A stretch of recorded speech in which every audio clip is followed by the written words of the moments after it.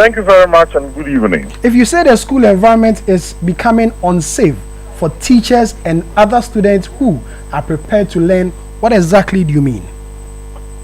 Well, I'm talking about the space of violence and attack on teachers, the possession of ammunition such as guns and machetes, and engagement of untoward acts that affect the serene school environment to allow teaching and learning to take place. The situation right now is gotten out of hand, and this is not the time to be engaged in talking and discussion. This is the time for action, and that is why at our council meeting this came up very strongly. The teachers can no longer survive or stay in an environment that is unsafe. And the response by the Ghana Education Service, the ministry, and our government have been anything but lame statements. We've gone past that now, and we want immediate and bold action, not in tolerating people who come and theorize and talk English.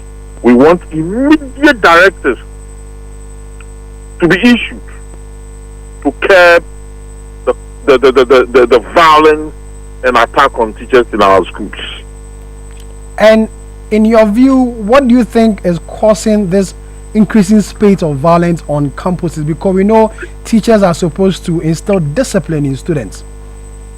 Yes, in fact, teachers are no longer able to instill that discipline you are talking about because we have tolerated hooliganism to persist and have allowed riffraff to hold sway in our schools due to the unnecessary interference of political actors such as members of parliament within the community, interference by management of Ghana Education Service in allowing schools to exact effective and immediate discipline, and so on and so forth, has created this situation in our schools.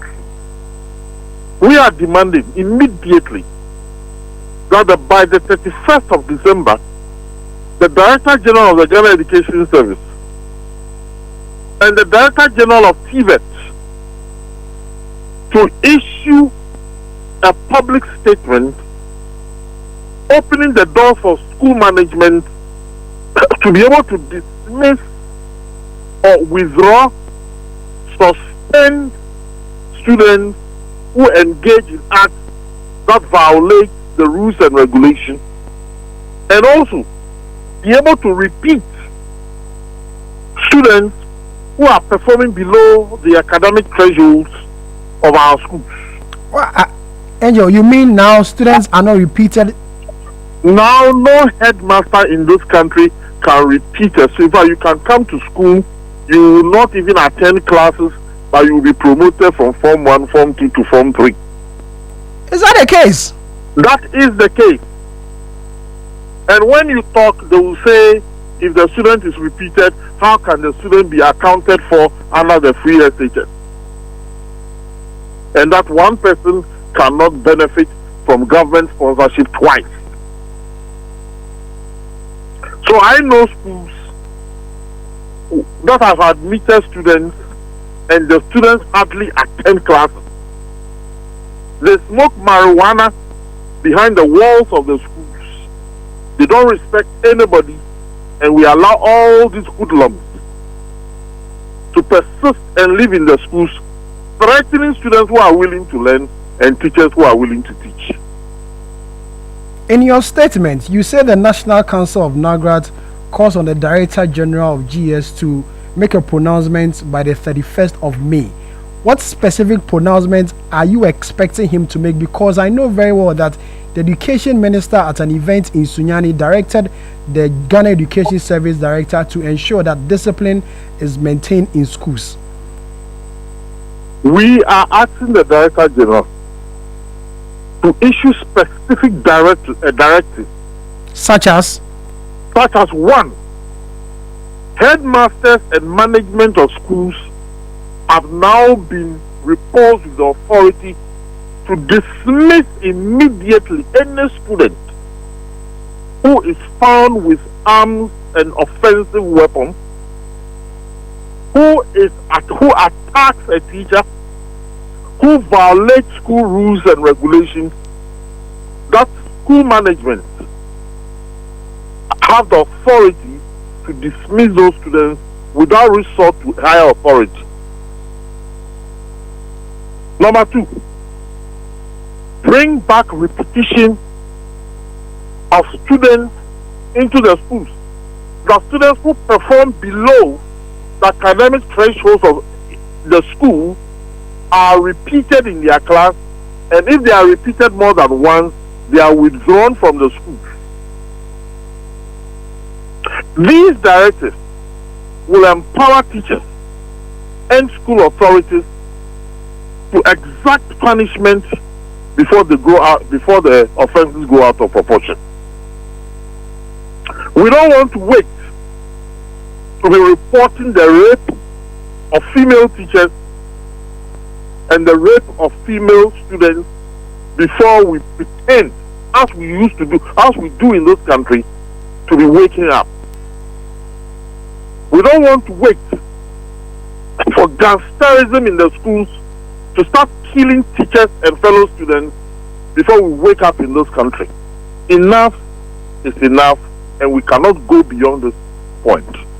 Angel, in the circumstances or the reports we hear of students holding, offensive weapons, I remember very well when I was in secondary school, the teachers do conduct, random searches, among students in the dormitories and the rest. You mean that particular searches or those searches do not go on again? Look, to be able to do that these days because of the fact that we have emboldened our students to misbehave, will mean that you have to go into the dormitories with policemen or policewomen. Here is the case where Accra High, a teacher was asking a student to dress properly, and the student attacks the teacher. Just dress up properly. The gentleman who brought a gun to the SDA school, that resulted in permanently making a fellow student blind. How come he was able to pass through the gates of the school, walk through the classroom, and be able to fire the gun?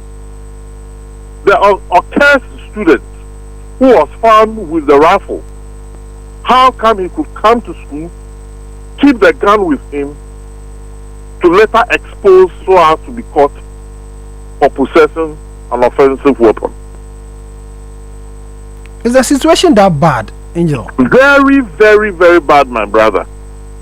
And it is bad not only for the teachers, but for unsuspecting and innocent brothers and sisters of ours who are interested in going to school to learn and become something of themselves. When we go beyond this point, the schools will become very ungovernable, and teaching and learning cannot take place.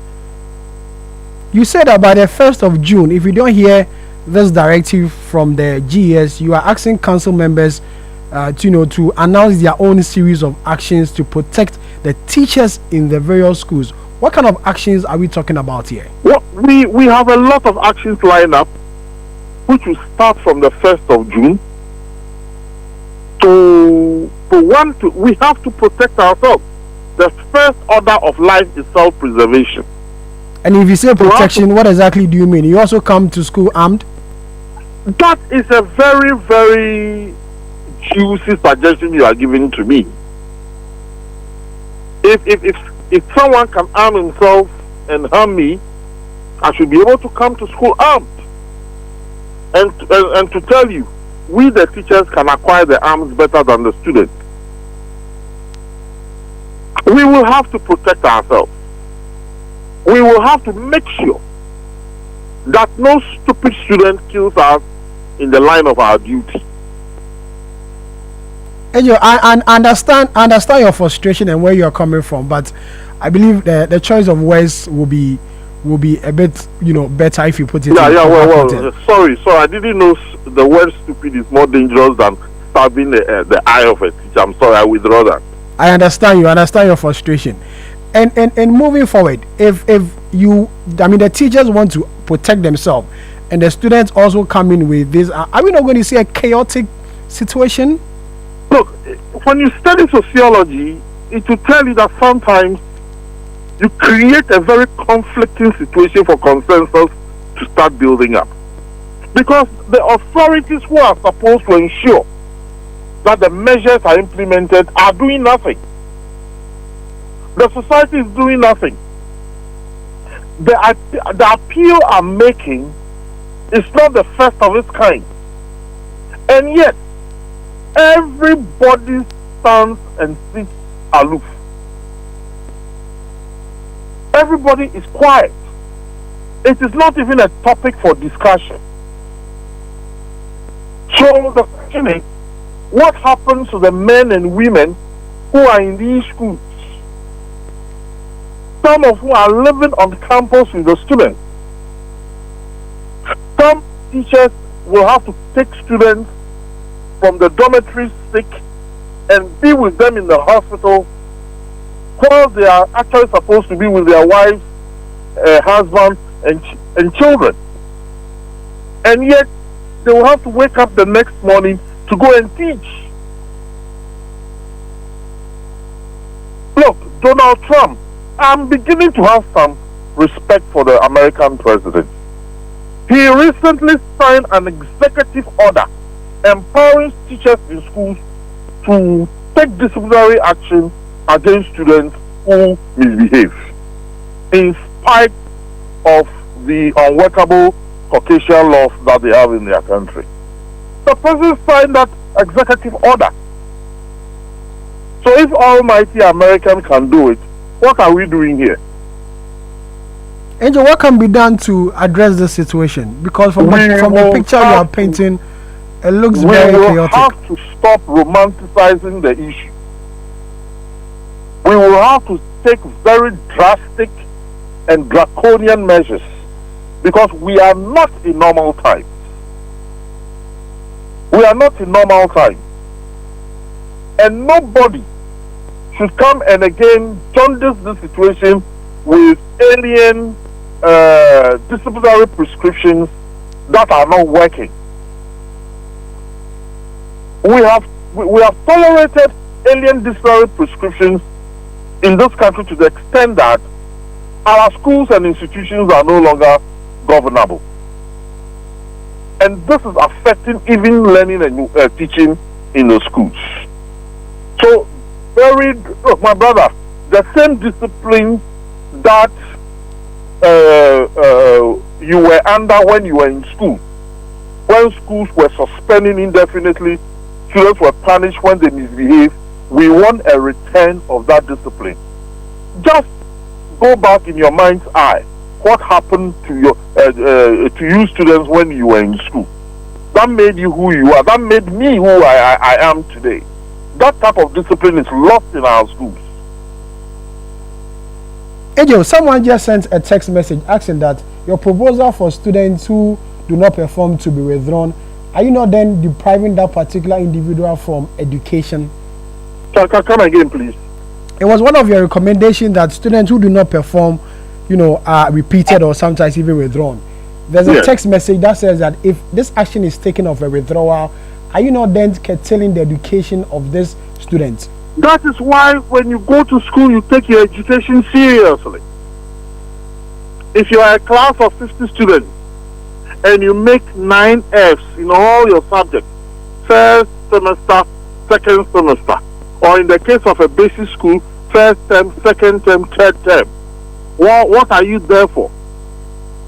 And you see, when there is no sanction to poor performance, there are some students who don't see the need to learn at all. There are some of them who don't even see the need to even attend classes. Look, there was an exercise conducted in a certain school where the authorities in those days decided to put the result of students on the notice board and draw the red line below which you have failed, therefore you'll be repeated or withdrawn. When these measures were announced, every student at least made an attempt to ensure that he or she does not fall under the red line, because it will be public ridicule if people come to see that on the notice board. These are educational measures to ensure conformity, to ensure that lackluster students wake up from their slumber. There are some children, if you don't institute measures to push them, they will not push themselves. And we have all gotten through. When I was in Pope John's, I didn't have it easy when I was in Form 1. I feared repetition because of the embarrassment that it will cause. So we all pulled our weight. And those who were repeated, because of the embarrassment, some did not come back, others came back and became great men and women as we speak. Angel, I'll say a big thank you for your time. Angel Carbonu. Thank you very much, my brother. Very worried Angel Carbonu, the president of the National Association of Graduate Teachers. You're still listening to Eyewitness